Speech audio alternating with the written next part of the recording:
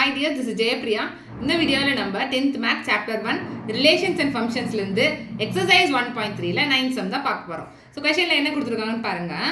A plane is flying at a speed of 500 km per hour. Express the distance d traveled by the plane as a function of time t in hoursன்னு கேட்டிருக்காங்க. ஓகேவா? ஒரு plane வந்து பார்த்தீங்கன்னா 500 km per hour ஸ்பீடில் வந்து பறந்துட்டுருக்கு. இப்போ என்ன கேட்குறாங்கன்னா டிஸ்டன்ஸ் டியை வந்து பார்த்தீங்கன்னா ஃபங்க்ஷன் ஆஃப் டைம் வந்து எழுத சொல்கிறாங்க. Distance D travelled by the plane வந்து பார்த்தீங்கன்னா இன் டேர்ம்ஸ் ஆஃப் டீயில் எழுத சொல்கிறாங்க. அதுதான் ஃபங்க்ஷன் ஆஃப் டீயில் வந்து எக்ஸ்பிரஸ் பண்ண சொல்கிறாங்க. ஓகேவா? இப்போ வந்து பார்த்தீங்கன்னா ஸ்பீடு கொடுத்துட்டாங்க. கிவன்னா என்னென்னு எடுத்து எழுதிக்கோங்க. கிவன் வந்து ஸ்பீடு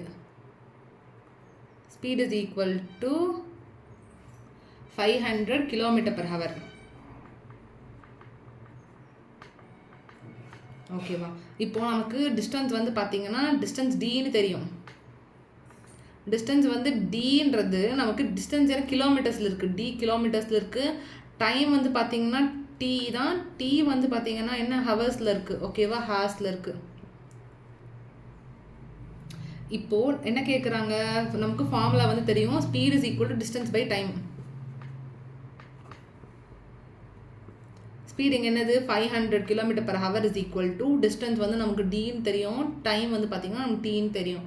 இப்போ நமக்கு டிஸ்டன்ஸ் தான் வந்து இன் டேர்ம்ஸ் ஆஃப் டீயில் எக்ஸ்பிரஸ் பண்ண சொல்கிறாங்க. விச் இம்ப்ளைஸ் டி இந்த பக்கமாக வச்சுக்கோங்க. டி வந்து பார்த்திங்கன்னா உங்களுக்கு இந்த பக்கம் போகுது.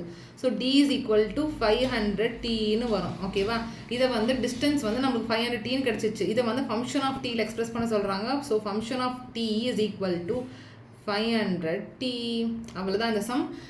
டவுட் ஏதாச்சும் இருந்தால் கமெண்ட் செக்ஷனில் கேளுங்க. என்னோட சேனல் பிடிச்சிருந்தா மறக்காமல் சப்ஸ்கிரைப் பண்ணி சப்போர்ட் பண்ணுங்கள். உங்கள் ஃப்ரெண்ட்ஸ் எல்லாருக்கும் ஷேர் பண்ணுங்கள்.